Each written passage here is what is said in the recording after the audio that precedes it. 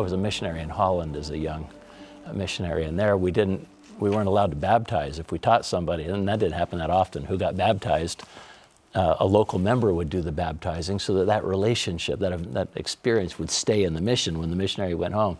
When Colleen and I went down to be interviewed, we didn't know why, but it turns out they were exploring calling us on a mission. Elder Joseph B. Worthland got to the end of the interview and he says, well, I feel confident that you're going to be called to be missionaries. Now, we almost fainted at the thought of that, be mission leaders.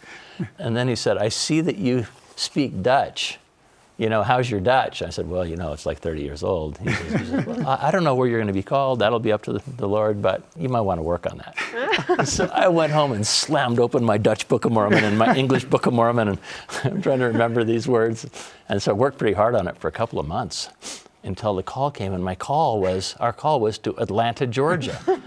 I shut those books and thought, well, that was fun, but not very. So we get out in the mission field, and just a few days in, my assistants come in and said, President, we got kind of an interesting thing going on. There's a boy, we're teaching an exchange student, a student from Belgium who's here learning medicine, and we think he's ready to be baptized. We thought it'd be kind of fun if we brought him to the mission home and you could help us teach him and give him the baptismal deal. And so he came and they pitched him and they were working him pretty hard, and he was saying, no, I'm not ready to commit. No, I won't. And he wouldn't do it. And they were flustered, and finally I had to call it because blood was going to flow. And so they went in the kitchen to get dessert or something like that. And then in Dutch, this friend said to me, President, I'm ready to be baptized. I know the church is true. I'm ready to be baptized this Saturday. But I didn't want to say it in front of them because then they'll start planning who baptized me. The fondest desire of my heart would be if I could be baptized in my mother language. And I know that you could do that. So would you baptize me?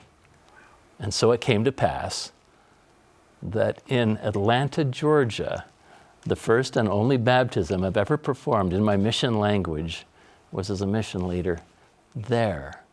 I was kind of puzzled why I wasn't a mission leader in Holland, because there was an opening there. And this was him saying, I know where you are. And now you do too.